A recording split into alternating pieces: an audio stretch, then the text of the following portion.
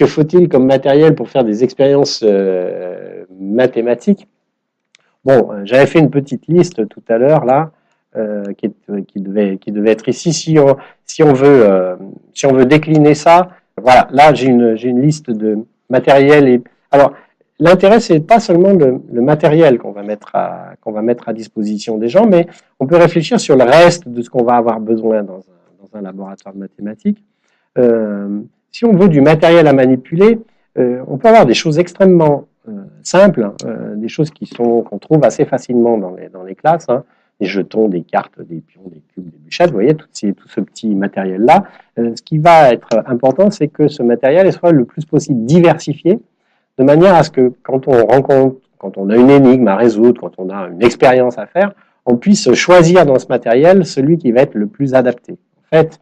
ce dont on se rend compte pédagogiquement et didactiquement, c'est que ce n'est pas la quantité de matériel qui va être importante, mais son adaptation à la représentation qu'il est censé jouer. Voilà. Donc, si on travaille sur les nombres et que sur la numération décimale, empiler des petits cubes, puis faire une barre de 10, ou faire une plaque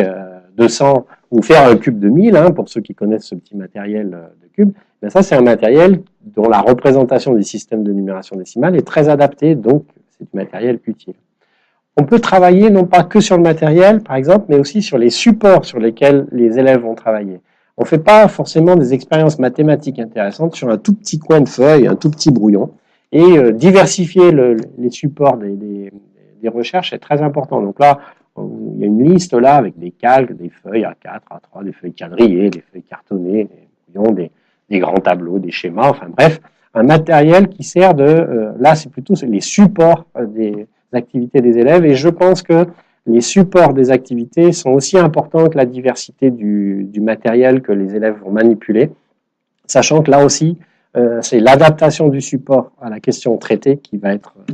la plus importante. Après, en termes d'outils, bon, ben voilà, on va sortir du cadre légal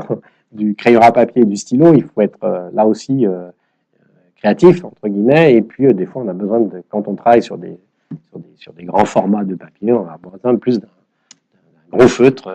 que d'un petit stylo. Bref, là, vous voyez que dans la liste, il n'y a rien d'extraordinairement ni original, ni très cher, hein, des feutres, des surligneurs, des ciseaux, des règles, des crayons, de la colle, bref, des choses des outils qui vont pouvoir nous servir. En termes d'instruments, on va se rapprocher de ce qu'on... on va se calquer, j'allais dire, sur les grandeurs qui sont en jeu à l'école élémentaire, donc notamment les longueurs, et pour ça, ben, on va essayer d'avoir des instruments divers pour ça, pour mesurer, pour tracer, mais aussi des instruments pour calculer, donc la calculatrice, des tables de multiplication. Bon, il y a un ordinateur ou une tablette, bien entendu, c'est toujours un petit plus quand on a ça comme matériel, mais étant donné que tout le monde ne peut pas être équipé avec une tablette par élève, on ne va pas mettre ça comme une condition pour pouvoir faire des expériences en mathématiques, d'autant que l'utilisation d'un ordinateur ou d'une tablette, c'est pas sûr que ce soit l'outil le plus nécessaire, efficace pour faire certaines recherches en mathématiques, même si de temps en temps, ce sera drôle, pourquoi pas, d'utiliser, par exemple, une tablette, plus une tablette